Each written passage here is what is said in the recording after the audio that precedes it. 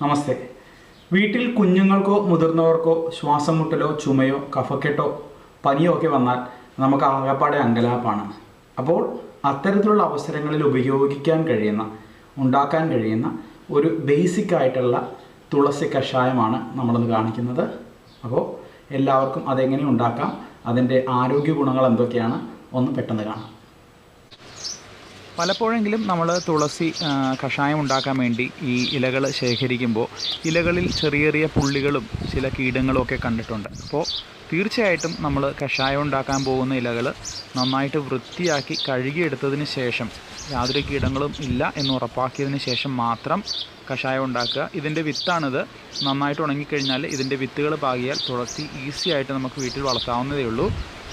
അപ്പോൾ നമുക്ക് ഒരു ചെറിയ പാത്രത്തിൽ 1 കപ്പ് വെള്ളം എടുത്ത് നന്നായിട്ടൊന്ന് തിളപ്പിക്കാം. നന്നായിട്ട് തിളപ്പിച്ചതിന് ശേഷം മാത്രമേ ഇതിൻ്റെ അകത്തേക്ക് തുളസി ഇടാൻ പാടുള്ളൂ.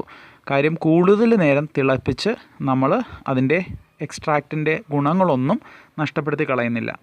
ഇത് തിളപ്പിച്ചതിന് ശേഷം കൃത്യമായി പറഞ്ഞാൽ ഒരു 3 മിനിറ്റ് 4 മിനിറ്റ് തിളയാകുമ്പോഴേക്കും നമുക്ക് ഓഫ് ചെയ്യാം. ഇതിൽ ഞാൻ ചേർക്കുന്നത് ശർക്കരയാണ്. നിങ്ങൾക്ക് ശർക്കര ലഭ്യമല്ലെങ്കിൽ പനം ശർക്കരയോ അല്ലെങ്കിൽ ബ്രൗൺ ഷുഗറോ എന്ത് വേണമെങ്കിലും ചേർക്കാവുന്നതാണ്. പരമാവധി വൈറ്റ് ഷുഗർ ഒഴിവാക്കുന്നതാണ് എനിക്ക് താല്പര്യം. പിന്നെ ഇതൊന്ന് തണുത്ത് കഴിഞ്ഞാൽ ഒരു ഇളം ചൂടോടുകൂടി മുതിർന്നവർക്കും കുഞ്ഞുങ്ങൾക്കും ഒക്കെ കുടിക്കാം. ഇവിടെ ഞാൻ കുരുമുളകൊന്നും ചേർത്തിട്ടില്ല. സാധാരണ ഇത് ഉണ്ടാക്കുമ്പോൾ കുരുമുളകോ ചുക്കോ അല്ലെങ്കിൽ ജീരകമോ ഒക്കെ വറുത്ത് പൊടിച്ചൊക്കെ ഇടാറുണ്ട്. പക്ഷേ ഇവിടെ നമ്മളൊരു ഒരു ബേസിക് ഡിക്കോഷനാണ് ഉണ്ടാക്കിയിരിക്കുന്നത്. പനിയുള്ള അവസരങ്ങളിൽ മുതിർന്നവരായാലും കുഞ്ഞുങ്ങളായാലും പരമാവധി പാലും പാലുൽപ്പന്നങ്ങളും ദഹിക്കാൻ ബുദ്ധിമുട്ടുള്ള സാധനങ്ങൾ ഇവയൊക്കെ പരമാവധി ഒഴിവാക്കണം.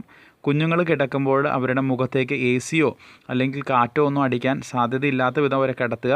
ചെവികളിൽ ചെറിയ പഞ്ഞി വെച്ച് കൊടുക്കുകയാണെങ്കിലും നല്ലതായിരിക്കും. AC ഒക്കെ പരമാവധി ഇടയ്ക്കിടയ്ക്കൊന്ന് ക്ലീൻ ചെയ്യുക. അപ്പോൾ ഈ വീഡിയോ നിങ്ങൾക്ക് ഇഷ്ടപ്പെട്ടുവെങ്കിൽ ലൈക്ക് ചെയ്യുക, ഷെയർ ചെയ്യുക, സബ്സ്ക്രൈബ് ചെയ്യുക.